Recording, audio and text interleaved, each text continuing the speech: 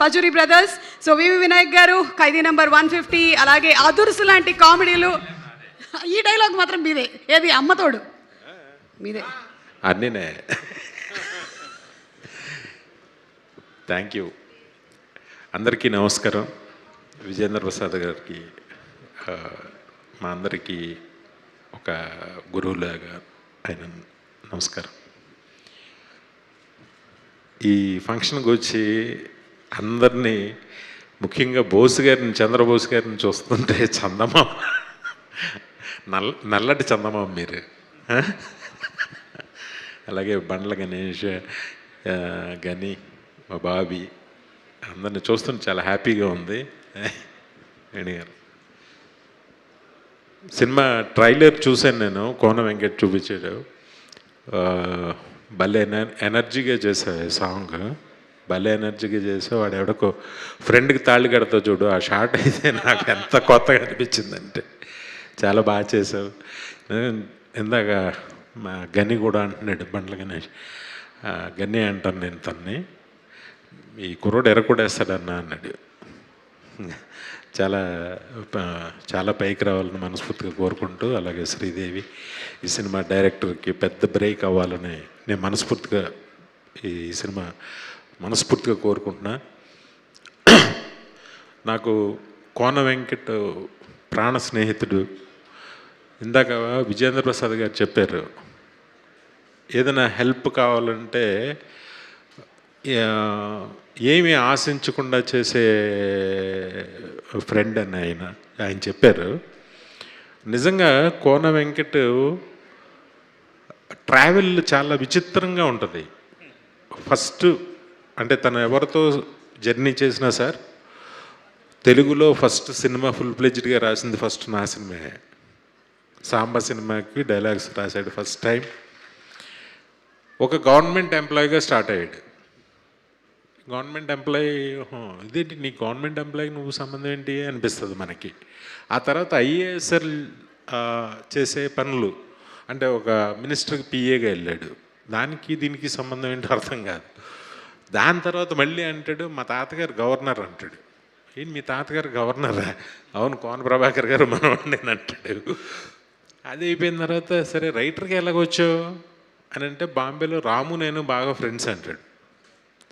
రామ్ గోపాలవరం గారు తిను మంచి ఫ్రెండ్స్. రైటర్ ఎలాగయ్యో అంటే, రాము గారు ఏదో పాట రాయమన్నాడంట ఆయన.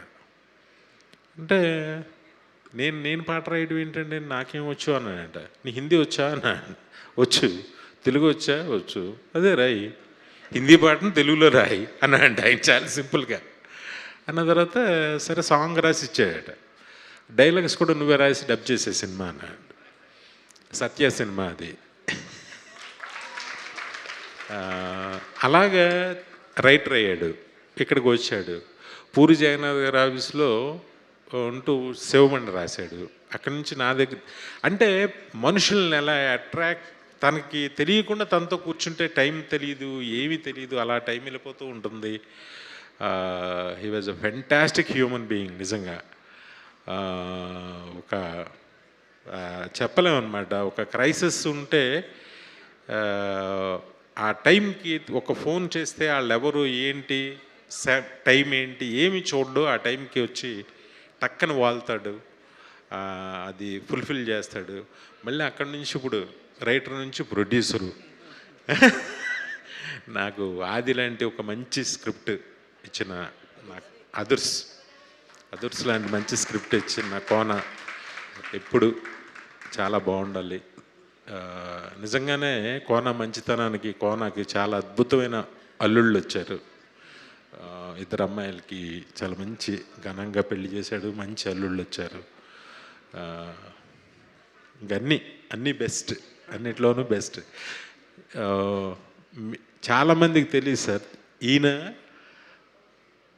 ఆత్రేయ గారికి ఫ్రెండ్ సార్. ఈయన ఎలాగవుతుంది అది అర్థం కాదు. అప్పటికి సినిమాకి ఈయనకి పరిచయమే లేదు, సంబంధమే లేదు. ఎవరన్నా మీడియా పీపుల్ అదే ఇంటర్వ్యూ తీసుకుంటే ఆయనతో 2 hours వస్తుంది అది వాళ్ళిద్దరి స్నేహం గురించి. అవును బోస్ గారు, ఆచార్య ఆత్రేయ గారికి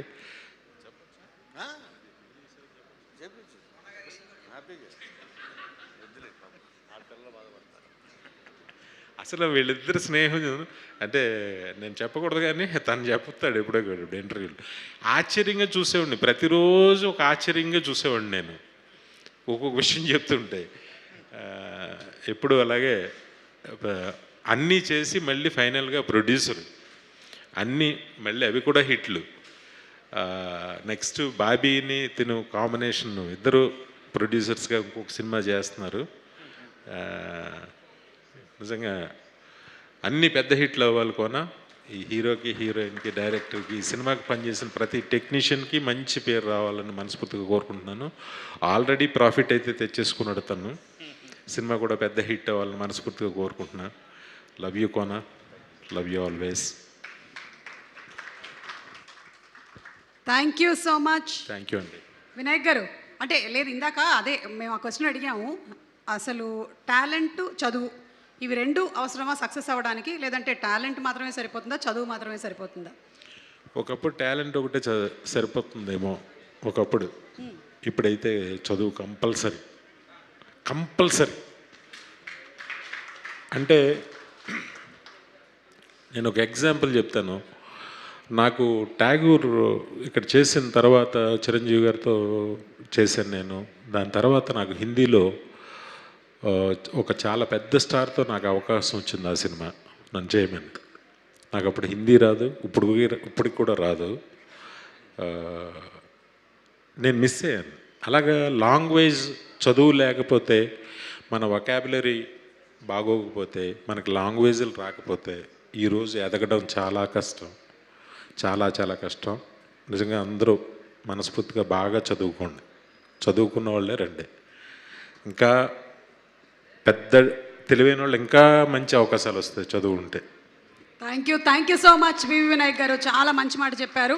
సో టాలెంట్తో పాటు చదువు కూడా ఉన్నట్టయితే ఇంకా ఎన్హాన్స్ అవుతారు. Thank you. సాంబా మేము చదువు మీదే తీసాము. అప్పుడు నాకు ఆ బాధ ఉంటుంది లోపల, నేను చదువుకోలేకపోయినాయని. ఒకవేళ చదువు ఉంటే ఇటు వచ్చేవాడిని కాదేమో నాకు తెలియదు, కానీ అంతకన్నా గొప్పడు అయ్యావు. ఇంకా ఇవి ఏమన్నాయేమో రజనీకాంత్ గారు చెప్పినట్టు. Thank you so much Vinayak గారు. సుమ గారు అబ్బాయితో కూడా సినిమా తీవే, మంచి సినిమా. థ్యాంక్ యూ అండి వినాయక్ గారు. Thank you. మంచి ఆర్టిస్ట్ అబ్బాయి కూడా. డైరెక్టర్ అవ్వక ముందు నుంచే నాకు సుపరిచితులే. వినాయక్ గారు డైరెక్షన్ డిపార్ట్మెంట్లో వర్క్ చేస్తున్నప్పుడు మేము ఇద్దరం కలిసి, నేను సుమ గారు 4వ ముడి అని మీకు రైటర్ వినయ్ గారు తెలుసు కదా సార్, ప్రసాద్ గారు. ఆ వినయ్ గారు డైరెక్షన్ చేశాడు 4వ ముడి దాని పేరు. అది రాలా బయటికి, దానిలో హీరోయిన్ ఆవిడే. నాకు రాజీవ్, నాకు తారక్కి బాగా ఫ్రెండ్. అలాగా వీళ్ళ అబ్బాయి ఎదగాలని, అంటే రాజీవ్ కొడుకు హీరో అవ్వాలని లోపల ఒక పెద్ద మంచి హీరో అవ్వాలని ఉంటుంది కదా లోపల. ఆ బాధ్యత కోన నువ్వు తీసుకో. మంచి కథ మాట్లాడుకుంటున్నాం. మంచి ఆర్టిస్ట్ అబ్బాయి. మాటలు అయిపోయాయి. Thank you so much Vinayak garu. Thank you for gracing the occasion. Thank you so much అండి. Thank you Kona, love you. Athreya గారికి కోనా గారికి ఉండేటువంటి రిలేషన్షిప్ ఏంటి?